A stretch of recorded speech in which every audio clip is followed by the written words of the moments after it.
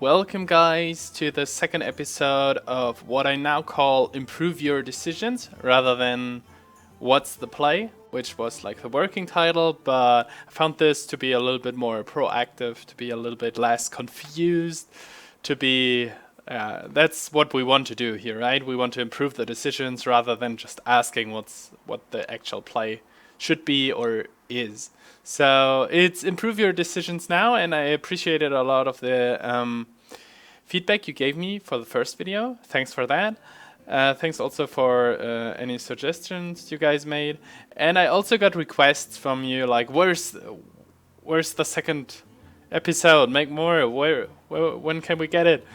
And I hear you, and I have a lot of my desk and have to like keep the video schedule going and stuff, but I don't want to slack on that, so we go right into this. As I said before, we're like taking the pace a little bit slowly. We're getting more and more sophisticated, but slowly.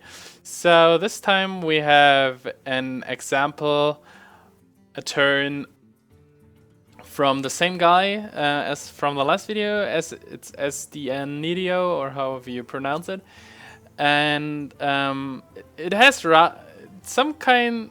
In some terms, it has like the same theme that the last video has, which is how to trade and when to go phase, which I chose to make a second episode on.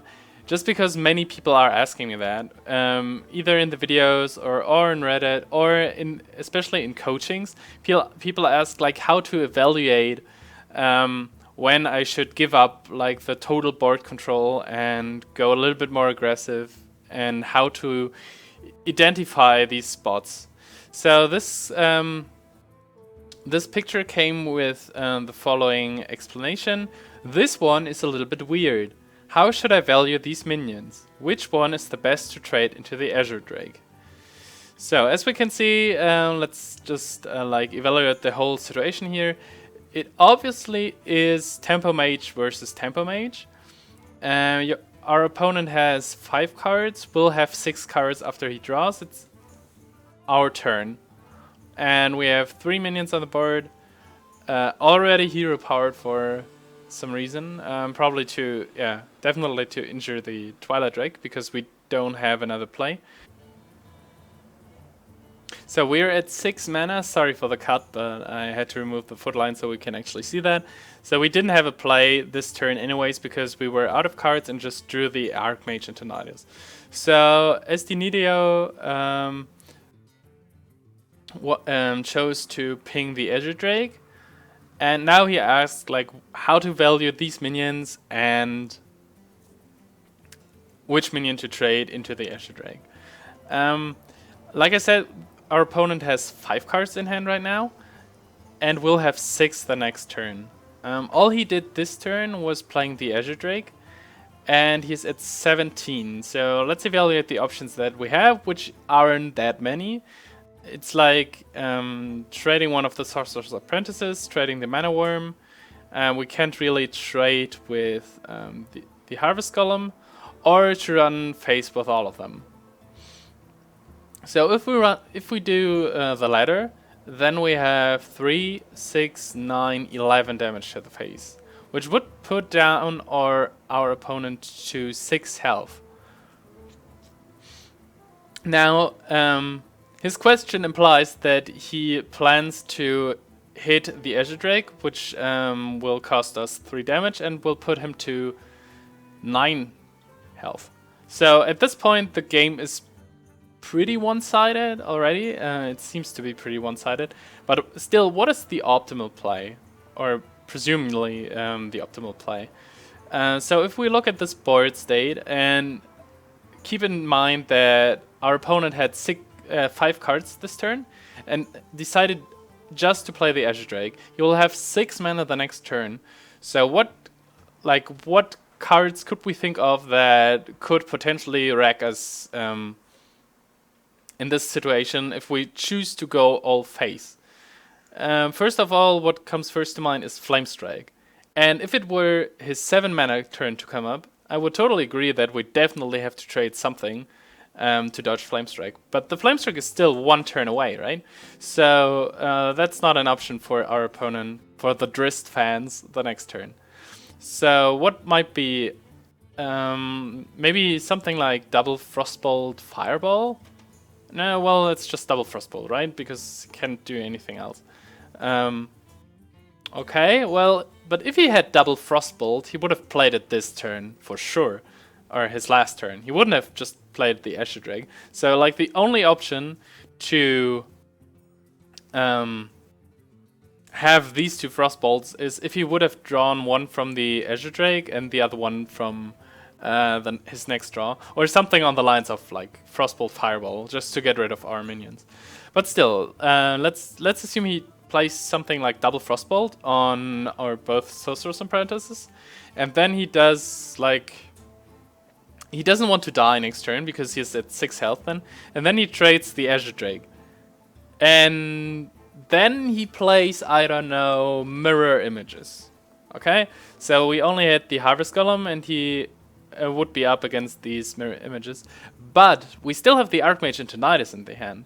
And I'm not sure about the whole game state, like how many spells did our opponent play, how many spells do we have, like is this maybe some kind of silly deck that might run Blizzard? But given on the information that we have here, I think the best way is simply to go straight to the face, because not only is Fireball an out that decides the game very quickly if we use it, or if we draw it, no, each cheap spell in the whole deck is an out, basically. Just because the Archmage Antonidas will give us a free Fireball anyways. So, and we're at 30 health. So, even if he somehow manages to clear this board, to punish us for going face, by using something silly like, I don't know, Cone of Cold to kill both Sorcerers and Apprentices, and then freeze the Mana Wyrm and kill the Harvest Golem and ping, which would be like probably the worst case because there's a 4/1 Azure Drake, we would still be at 30 HP and he would have just cleared the board and nothing else, which means he would still be inclined to kill the Mana Wyrm at some point, and he wouldn't develop anything. So we would have at least like 3 or 4 turns to not just draw lethal, but to draw any spell that we can combo with Antonidas. So overall, I think the conclusion here is pretty clear, but it's not intuitive at some point, right? Because if you're ahead this much, you want to have the board control. That's like, especially if you play a lot of Arena, but it's also true for Constructed a lot. If you play a board-centric deck, then you want to push for the board control, especially if it's so easy. Like you trade a 2-drop into a 5-drop, right? This has to be the play. But given that we're so far ahead, we have to put our opponent on. We can't put like a lot of pressure on our opponent.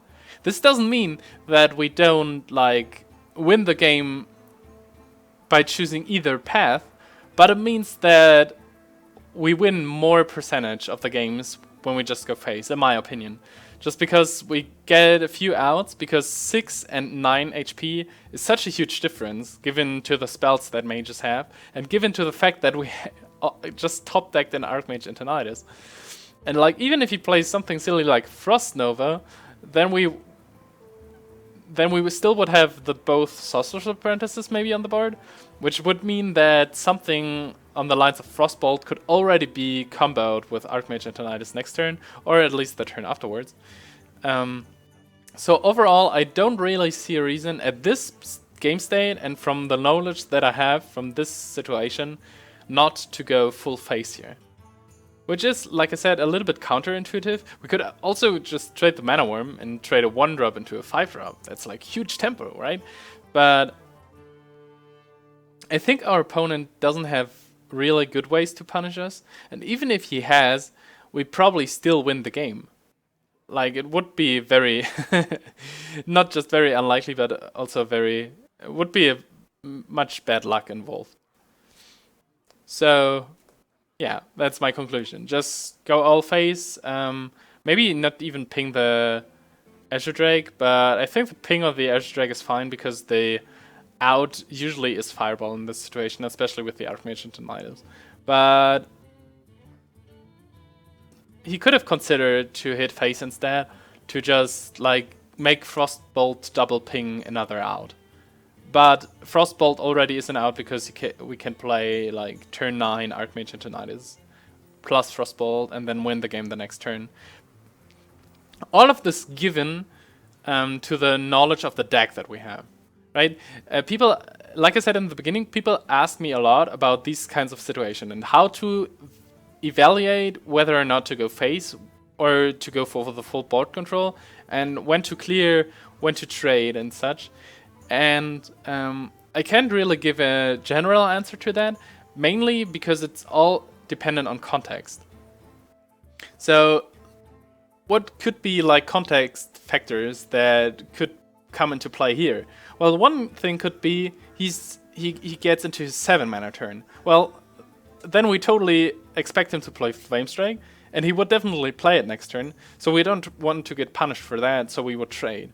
That's like context. Context is also class and deck. If it's a slower kind of mage, and well, it might be a slower kind of mage that runs Azure Drake, but I don't think so. But if we know this, because, I don't know, our opponent played Doomsayers and duplicates and such, then we might actually assume he plays, I don't know, Molten Giants, heal bots and such. Then we would probably trade too, because like turn 9 and Tinnitus plus spell isn't an out anymore if he heals in the meantime. These are all facts to consider. If it was handlock, then we probably might not want to go face because he could play double Molten, Taunt, and Healbot or something next turn. Actually, he could just play double Molten Healbot, which might be bad enough. So all these things have to be considered, and it helps a lot to have knowledge about what your opponent might probably run in his deck. And this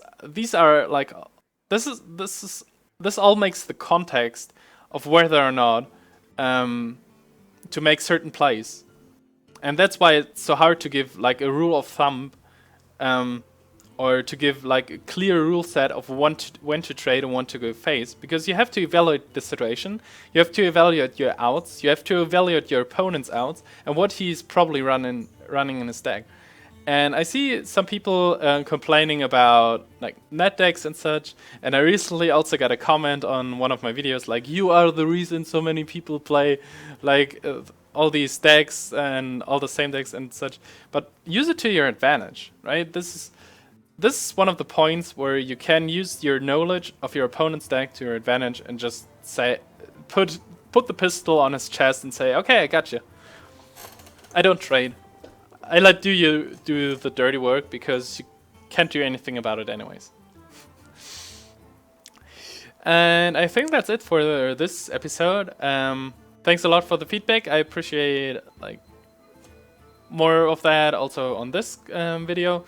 If you have some situation that you want to be evaluated here, feel free to post it in the comments or hit it up on Twitter or post it on my Facebook. I read all of it, and I'll see if something interesting is there that can be discussed in this kind of format. If you have any suggestions or improvements, also let me know. And I I can just thank you for watching and see you around next time. Bye bye.